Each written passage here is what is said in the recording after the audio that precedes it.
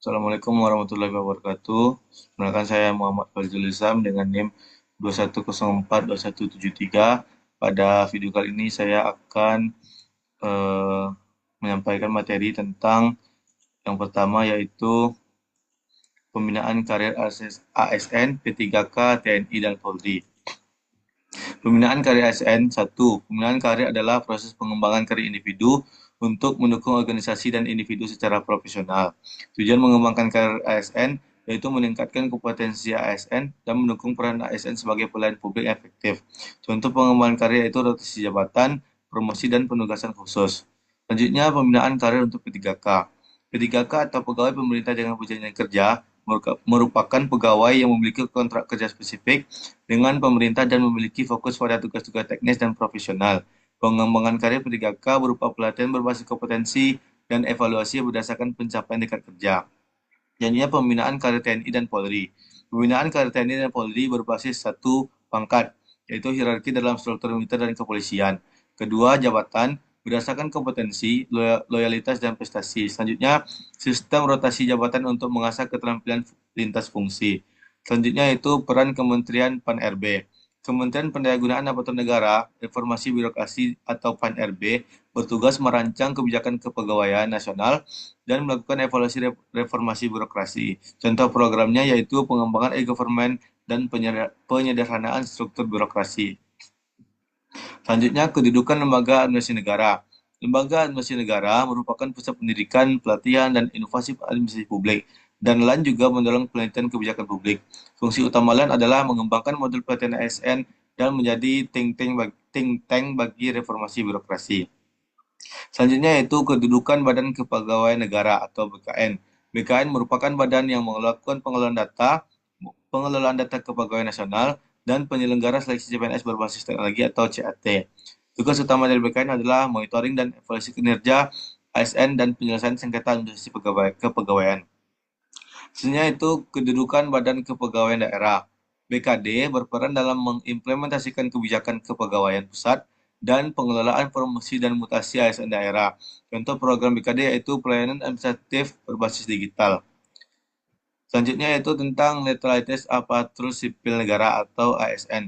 Adalah kunci dalam menjaga kepercayaan publik. Penegakan netralitas ini melibatkan peran ASN, P3K, TNI, dan Polri dalam menciptakan lingkungan pemerintahan yang adil dan transparan. Adapun definisi netralitas ASN yaitu berarti tidak berpihak pada partai politik atau kepentingan tertentu. Hal ini penting untuk menjaga profesionalisme dan integritas dalam pelayanan publik, sehingga ASN dapat bertugas dengan objektif. Selanjutnya, peran ASN dalam netralitas. ASN harus menjalankan tugasnya dengan profesional dan netral. Mereka bertanggung jawab untuk melayani masyarakat tanpa diskriminasi terhadap kelompok politik atau kepentingan tertentu. Selanjutnya yaitu tentang tantangan netralitas ASN. Dalam menjalankan netralitasnya, ASN mempunyai tantangan seperti berikut, yaitu meliputi tekanan politik, pengaruh eksternal, dan keterbatasan sumber daya. Hal ini dapat mempengaruhi keputusan dan tindakan ASN dalam menjalankan tugasnya. Selanjutnya, P3K dan netralitas. Pegawai pemerintah dengan perjanjian kerja atau P3K juga harus menegakkan netralitas. Mereka perlu memahami bahwa tugas mereka adalah melayani publik tanpa memihak, sama seperti ASN.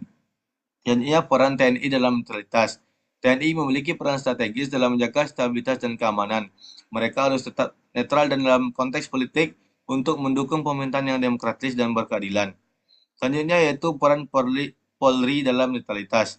Polri berfungsi untuk menegakkan hukum dan keamanan. Mereka harus bersikap netral dalam menjalankan tugas menjaga kepercayaan masyarakat tanpa terlibat dalam politik praktis.